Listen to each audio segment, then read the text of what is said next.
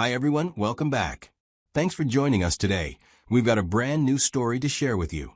So let's begin. My name is Richard. When my father-in-law fired me and my wife abandoned me, they had no idea what was coming next. They thought they could ruin my life and walk away without consequences.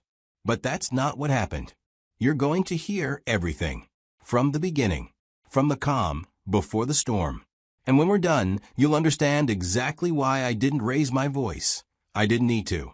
Before everything went sideways, I was already working for my father-in-law long before I ever crossed paths with her daughter, Vivian. Back then, things were good. I was hired into his company as a creative strategy lead, which basically meant I ran the team responsible for dreaming up new ideas and turning them into plans that marketing and research could actually use. I was in charge of shaping what the future could look like for the company, merging imagination with data, helping different departments work together toward something innovative. People respected my work, my strategies got noticed, and my name held weight in meetings. At the time, I had no idea how temporary all of it would turn out to be. One evening, the ideation team was invited for a thank you dinner at the CEO's residence. It was meant to be simple. A few hours, good food, maybe some light conversation. But that night changed everything. That was the first time I met Vivian. She wasn't just beautiful, she had a presence, a confidence that stood out. She didn't treat me like just another employee. She listened. She asked questions. The connection between us felt like we'd known each other longer than we had. But of course, it wasn't going to be that easy. Not in her world. Her father had different plans. He'd already handpicked someone from their social class, someone with a family name that would strengthen his own, he thought was a better fit. I wasn't that guy because I came from a different background. That wasn't enough for him. And I understood. I'm not the kind of person to force myself into a space I'm not wanted. So I told Vivian the truth. I'd walk away. If marrying me would cause a rift in her family or ruin the relationship she had with her father, then I'd rather let her go than be the reason for that kind of fallout. I was willing to step back. But she wasn't. Vivian looked me dead in the eye and said she wasn't going to live a life built on her father's choices. She said she loved me, and she wasn't giving me up for anyone. Her father may have been cold and controlling, but he wasn't stupid. He knew pushing her too hard might break whatever bond they had left. So, reluctantly, he agreed. Not because he suddenly approved of me, but because he feared losing his only daughter. We got married. The wedding was nothing short of spectacular, and the guest list read like a Fortune 500 gala. Politicians, industry leaders, and media figures showed up that day. My father-in-law played the doting host, but I could feel it. His approval didn't reach his eyes. He shook my hand like it was a formality, not a gesture of warmth. And as time passed, that chill didn't thaw. If anything, it hardened. After the honeymoon phase ended and the buzz from the event died down, I started seeing the cracks more clearly. I was no longer the groom. I was just the guy who married into their family. Tolerated, not embraced. They never said it directly. No one ever does in these kinds of families. They smiled in front of guests, but when it was just us, I was invisible. And just as things at home were cooling, things at work began to heat up, and not in a good way. My father-in-law kept me in the company, but I quickly realized I was walking into a trap. A few extra tasks here and there. Shorter deadlines that didn't quite make sense. More responsibilities that fell outside my role. At first, I chalked it up to pressure. Maybe he wanted to test my resilience. But in public meetings, he'd call out my strategy in front of everyone. Executives, interns, clients. He'd dissect my ideas like a university professor tearing apart a poorly written essay, even when the same ideas had previously earned the company's solid results. It wasn't just pressure anymore. It was a deliberate attempt to break me. But I didn't complain at home. Vivian was close to her father, and I didn't want to be the one to drive a wedge between them. I figured if I just stayed the course and proved myself, things would eventually speak for themselves. So I stayed quiet and I kept pushing. I worked longer hours. I fine-tuned every pitch, refined every campaign, and stayed 2 steps ahead on every project. And the results were there. Campaigns that broke projections, concepts that attracted new partnerships, innovations that saved the company time and money. But none of that mattered. When we won, the credit went to the team. When something succeeded, it was a collaborative effort. But when things went wrong, even slightly, it always seemed to come back to me. Over the years, I started seeing the pattern. It wasn't about performance. It was about perception. I was being isolated, boxed in, and slowly discredited in front of the very people I once led. It wasn't about whether I was good at my job. It was about making sure no one else believed I was. At first, Vivian was everything I ever wanted, warm, funny, and fiercely in my corner. But as the years passed, I started noticing changes in her. One night, during an argument, she looked at me and said, "Maybe you don't value me." I remember the way she said it, like she had already made up her mind and was just letting me know. I did value her, but I also realized that I had been so wrapped up in work, especially with everything her father was putting me through, that I hadn't been as present as I should have been. Instead of bonding, she pulled away. Even when I make an effort to spend time with her, she'd say she had an event or something to attend. She started dressing differently. Her world started revolving around high society events and people she had never cared for before. It was like she was trying to become someone new, someone who fit better into the life her father always wanted for her. It felt like she was being pulled, or worse, pushed. I couldn't shake the feeling that her father was behind it. He'd always seen me as not good enough. I knew how manipulative he could be. The man had a way of making poison sound like wisdom. But the worst part? I had no proof, just a gut feeling and a growing distance between us. Every time I tried to bring us closer, it felt like she was already somewhere else emotionally. One evening, my wife Vivian and I were in the kitchen.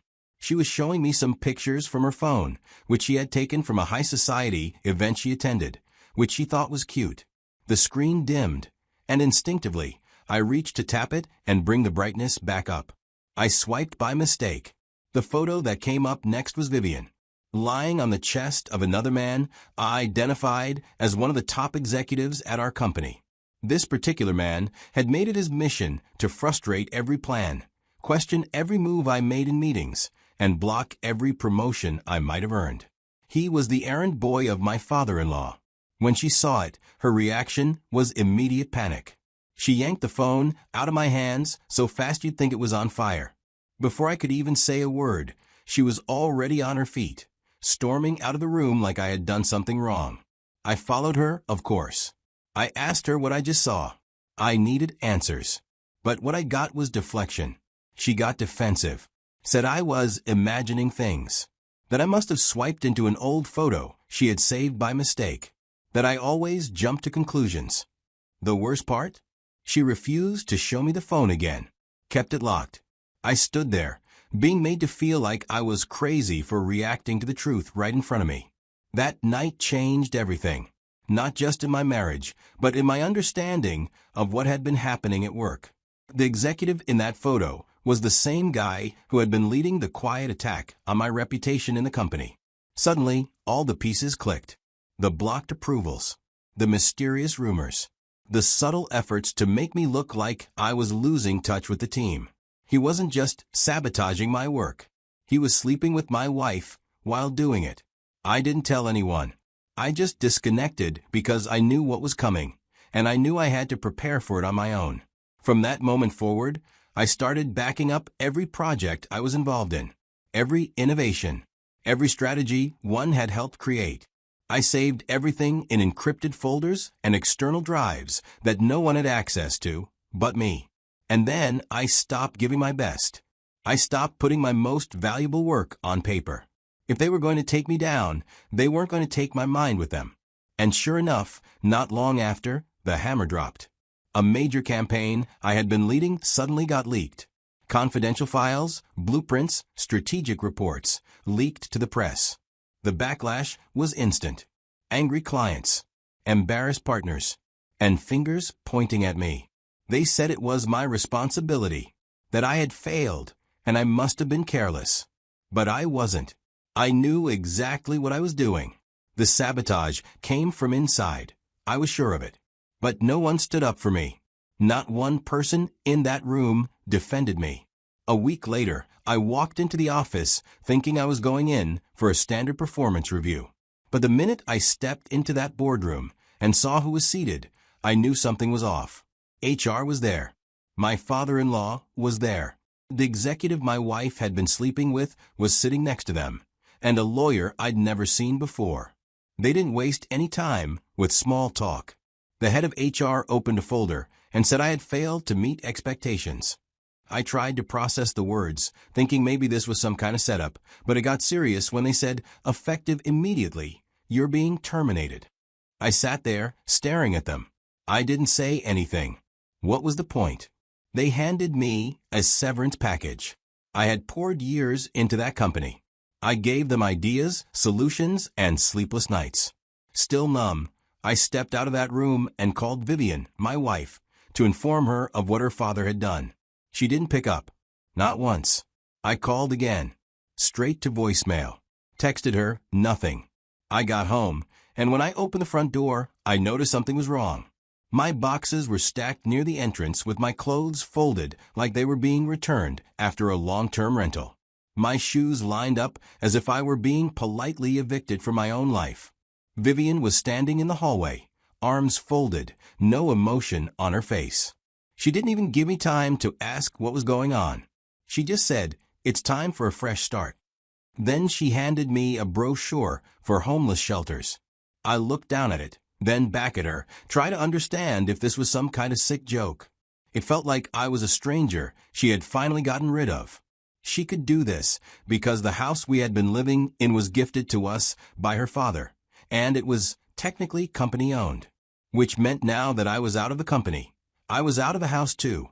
I didn't say a word, not because I didn't have anything to say, but because I knew, in that moment, nothing I said would matter. So I picked up my things, walked out of the house I used to call home, and left everything behind. I honestly thought it was over for me. Yes, I knew things were bad, but I didn't expect all these at once. How do you bounce back when you've lost your job, your wife, and your reputation in one sweep? I was at my lowest, no lies. But something interesting started happening a few days after the news got out. Quietly, under the radar, I started getting calls. These were from hiring managers and execs at competitor firms. People who'd heard what went down.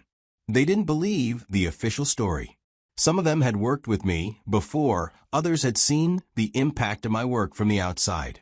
They knew what I was capable of. And now that I was suddenly available, they wanted in. But there was a problem, or so my old company thought. My termination contract came with this strict clause. It said I couldn't work for any company in the same industry. No consulting, no employment, nothing. They wanted to box me in, freeze me out completely. I remember sitting with that document and thinking, yeah, they're smart, but they're not smarter than me.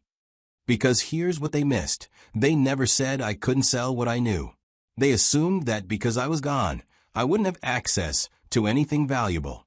What they didn't realize is that the real value was never in their building or their files. It was in me. I had kept the blueprints of every major concept I ever worked on. I knew exactly what made their innovations tick. And when I was leaving, I had been holding back my best stuff out of self-preservation. I wasn't about to give them everything while they were busy stabbing me in the back. Soon, panic started setting in over there. I could sense it. People from my old team started reaching out, casually at first, asking how I was doing, then slowly steering the conversation toward work. Hey man, remember that projection model you showed us last quarter? We've been trying to recreate it. Or hey, do you still have that rough sketch of the adaptive campaign system? They weren't slick. I saw right through it. They were desperate because the new guy they brought in, he had no idea what he was doing. And without my foundational work, he was scrambling to keep the house of cards from falling. Then came the game changer.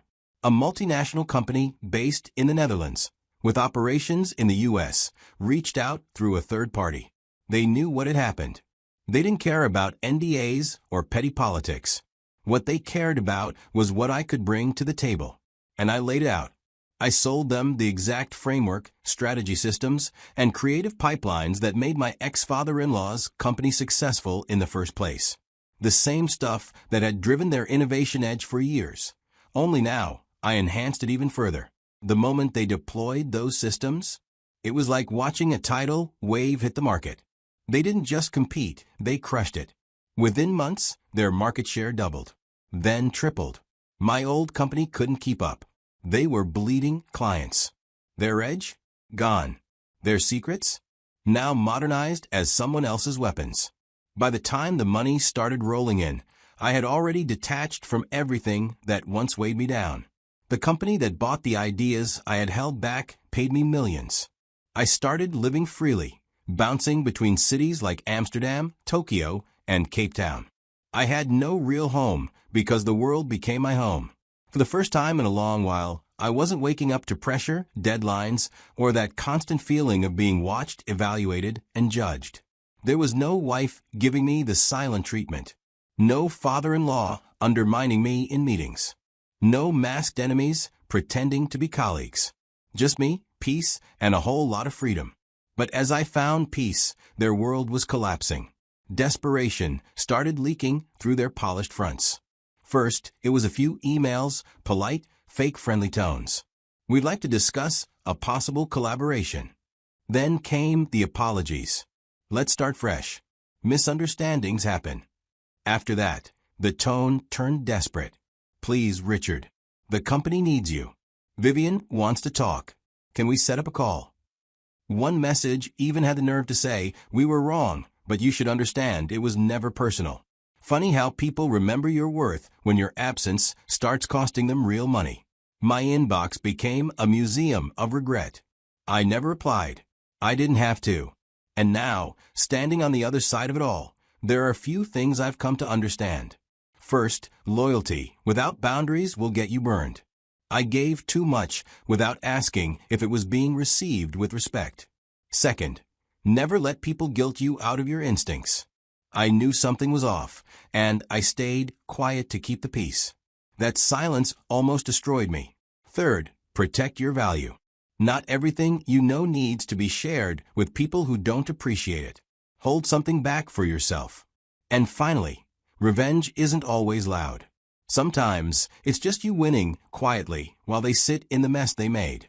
I'll ask you this. If you were in my shoes, what would you have done? Would you have gone back? Tried to fix it? Or would you have done what I did, walk away and build something bigger in silence? Because here's the truth. They thought they were ruining me. They were only forcing me to level up.